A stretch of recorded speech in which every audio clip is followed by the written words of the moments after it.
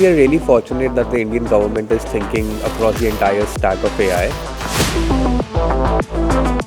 Stanford's rating rank us around like in the top 3 of AI talent available. India has been very strong into building applications, and I also feel that India should be continuing building applications which are AI centric. In the recent budget, the government has proposed setting up an E2E committee to see how the workforce can be more upskilled for the future of AI. Now I think the Indian startups are coming out in terms of doing very hardcore research. During the interaction with the Prime Minister, he was also very much focused on how we can make AI that could benefit all people and deliver real benefits. Few initiatives that are backed by the India mission. Primarily, India mission is supporting us in getting access to the compute infrastructure itself. They should be willing to take risks, they should be willing to upskill themselves, try out projects on their own, and really understand what this technology can do for the world. Through the effort that Government of India is doing as of now, many of the companies are now setting up that unified homogeneous cluster of GPUs in one place, which can actually train these large-scale language models.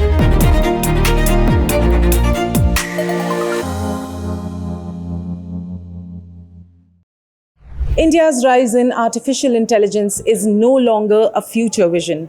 It's a global reality.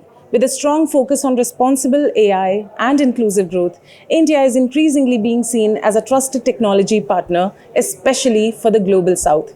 Joining us today is Ayush from GenLoop AI, a startup that's part of India's fastest growing AI innovation story.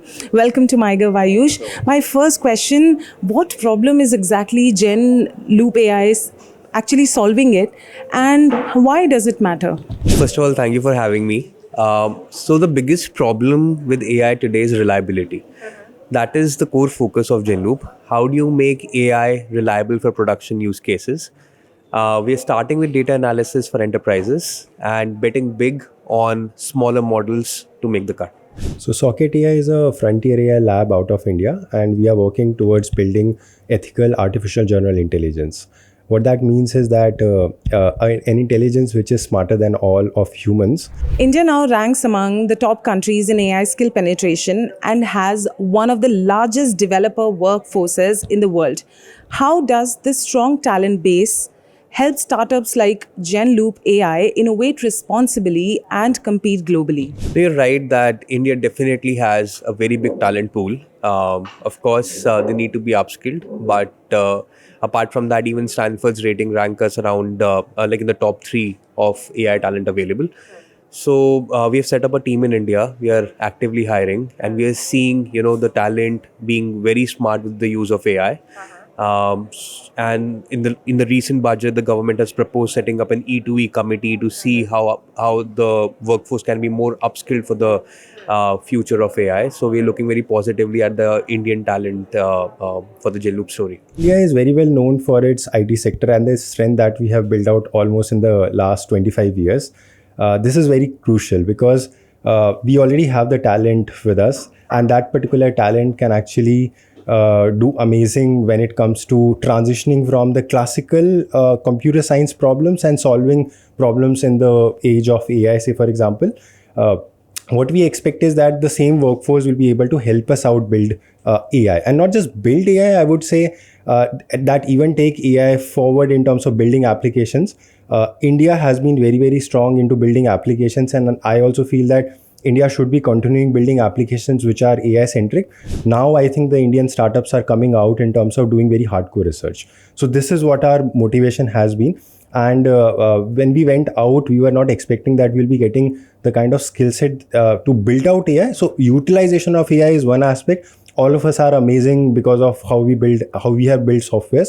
But building the core or the foundation, which is like the foundation models of frontier AI, has been done in the West. So we were not expecting that we would get the skill set. But surprisingly, when we went out, Indians have been so motivating in terms and inspired by the work that has been done in AI that people have been learning. So when we went out and we opened up this problem to the community and we wanted to work with the community, we saw a lot of people actually coming in and started contributing very positively in terms of what we are building. So the second problem was obviously the compute. we got access to the compute through Government of India. And when these two things merged together, like the talent that India already had and the compute capability that were missing for sure, that was like a magical mix. And through that, we were able to like build out what we are building as of now. With flagship initiatives like Bharat Gen and native language AI models under India AI, or in fact the launch of India AI Mission, has sent a strong signal of long-term commitment. How does this kind of government backing boost confidence for AI startups in India? No, we are really fortunate that the Indian government is thinking across the entire stack of AI. So even when you talk about energy, they're privatizing the nuclear energy segment. When you talk about chips, in the recent budget, they're launching the ISM-2. When you talk about infra, they've recently outlaid a tax holiday until 2047 for foreign companies trying to provide compute. On the model layer, like we are operating on the model and application layer. So on the model layer, the India AI mission is trying to get computes for the startups and supporting with grants whenever you're training foundational models. And on application and services, the E2E committee with an intent that India should become a 10% shareholder in the global services. And that would also boost the application play. So the government is actually showing intent in all the 5 layers. We are part of the India mission. We are one of the companies building foundational models here. So we are very happy with the intent and the execution that the government has shown. When we are building AI, the hard part is procuring funds. And why we need funds is because the computation that we are doing to build AI or intelligence is actually very expensive. So these GPUs are super expensive. I think that has been like a hurdle for a very long time. The talent used to be there, but even like say for example in academia, people never used to get access to this large compute to do anything meaningful or to do anything which is like research centric. But by getting access to academia and then to startups, I think we are expanding the horizons of the work that we are doing, right? So this has been very helpful. So as you mentioned that few initiatives that are backed by the India mission, primarily India mission is supporting us in getting access to the compute infrastructure itself. You need different kind of data centers to actually train your model. Inference is altogether a different game itself, but to train large scale systems, you need this homogeneous single spine kind of systems or data centers, which never actually existed in India. Through the effort that Government of India is doing as of now, many of the companies are now setting up that unified homogeneous cluster of GPUs in one place, which can actually train these large scale large language models or any kind of generative AI models. So definitely it is boosting a lot of confidence in startups just to get access to these infrastructure. India has been championing responsible human-centric AI on platforms like the G20, especially while representing the concerns of the global south. How important has this direction been for startups like Genloop AI? So it's a very important direction. When we talk about the Western economies, you can be, wasteful with compute. You can, spend a lot of money on a single chat itself. But when we are building technologies for the global south, we have to think about scale and the affordability of AI, the return on investments, etc. So that has been our focus on using small language models. We are training small language models from scratch. And I think the way ahead for the global south is going to be more efficient on the edge models that can, really run very cheaply for all people. So India's direction has been very helpful in that regard. Even during the interaction with the Prime Minister, he was also, very much focused on how we can make AI that could benefit all people and deliver real benefits. So, the directions and the guidance has been really helpful for us to make choices on how we proceed. Just to give you some statistics, there is a very famous data set that is out there. It's called MC4, multilingual C4. It has less than 1% combined language corpus, which is Indian languages. Just imagine, like, say highest population country in the world has less than 1% language representation over the internet, right? If you go and look at the global south languages, you will actually find the same problem. The languages in Africa, Middle East, they are underrepresented. The culture and the context is not even properly represented. It's mostly dominated by English. So the problem that we are solving for India, how I feel it is that we can actually expand the horizon and take it to the global south too. So the problem or the solutions that we are finding can actually be taken up to the entire global south, and we are actually doing this for one of our initiative where we are creating an agree model, which is a reasoning agree model. So the interesting bit is that as a human, say for example, how they reason and how they argue in terms of their thoughts and other input data that they are getting, the AI model can also reason, right? What this model is doing, it is taking input from IMD, it is taking input from other sources of weather, about soil health, etc. And it is able to reason on what kind of advisory should I issue. It basically argues with with itself, formulate a the hypothesis around why this should be done, why that should be done, and then give very precise advisories, that too in Indian languages, right? Why can't the same solution be taken to, say, for example, somewhere in Africa and, say, for example, in Nairobi? Because they also face the same problem. The advisories are very, very critical for farmers, and the conditions might be very similar, although the data set might differ. But the intelligence that we build will be at the core of what we are solving.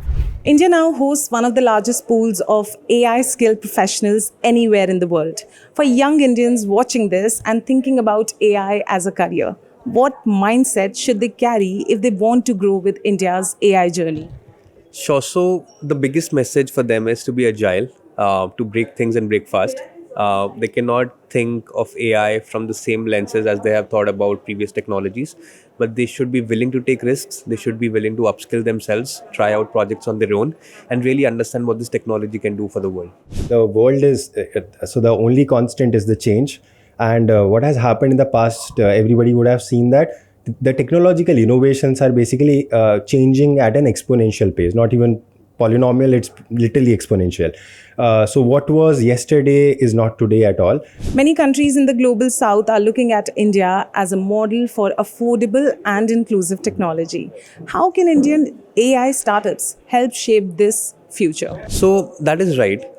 As I said, the technology or AI has to be affordable to deliver it at scale. Right now, when you build on top of very large language models, the costs of every question and answer is very high. So Indian startups, and they are doing so in the voice space or in the text space as well. Like, we're also trying our best to how to bring the cost of question answers down to maybe less than a one paisa, so that it can benefit all people. So I think like India could take that leap like it did with the Mars mission. Be able to give the same benefits at a very low compute, and make it affordable for the global south. Global South, as I said, is a very important market for India, especially the ups and downs in the geopolitical scene as of now. We don't know how the world would look like in the next 5 years, or not even in the next 2 years, given all the turmoil that is happening. But what we feel as Socket AI is that India will play a very pivotal role when it comes to the global south technological development. One of the factors is that India always has a very strong IT service sector, and we have been exporting technology services to the entire world, not just to the global south, even to the West. And West has been relying on India for a lot of these aspects, right? Given that, when India builds out, or when India is building out its AI innovations, the same aspect can actually be done, but what we did for the IT sector, but for the AI space, where India builds out the base infrastructure. We can actually relate this to how India built out DPI and Aadhaar or UPI, and now we are exporting that to the Western world, or even like other countries as well. Similar to that, we can actually build out a common layer. We call it DPI and AI, and this can be in compute, this can be in foundation models, say for example, in what we are working on. And these bases then becomes the grounds for building a lot of other things on top of. Looking ahead, as India emerges as a trusted AI partner for the world, where do you see Indian startups and Gen Loop AI in that journey? So I see many Indian startups, including Genloop, to be at the frontier of this revolution. Genloop has been innovating on the frontier tech. We have been working on models like we started as a research lab trying to make LLMs more reliable. We are trying to solve the hard problem of going from the production, which is at 70% accuracy, to something that could reliably be deployed in production to around 100% accuracy. So definitely Genloop and other startups are trying to innovate and lead the front and make AI really the revolution in the world. This responsible and ethics bit is absolutely very critical. So our interaction with the PM, I think two things came out very boldly from the PM himself, is that India should be focusing and should be giving a lot of emphasis on ethicality, responsible AI, and then also on grounding. So he gave an example that If, say, for example, somebody is querying AI and AI gives you certain facts, and with very high confidence, it is saying that, yeah, do this. What if those facts are incorrect? We cannot actually live in a world where AI says something with very high confidence without even giving any kind of citations or reference around it, and then we accept it and then work towards it. So he mentioned that AI should be built in such a way that it is ethical, that is first, and then it is also grounded where it is giving a lot of citations and references to the past work that we have already done. That might be human generated too. So India should be looking, like through his leadership, India should be looking towards building these systems which are more ethical and responsible, and that will also be like a USP when AI gets built out of India. India's growing leadership in AI shows that the future of technology can be ethical, inclusive, and globally relevant. For young Indians watching this, the message is clear. The world is looking at India, and the opportunity to shape that future starts here. Stay tuned with MyGov for more updates and insights.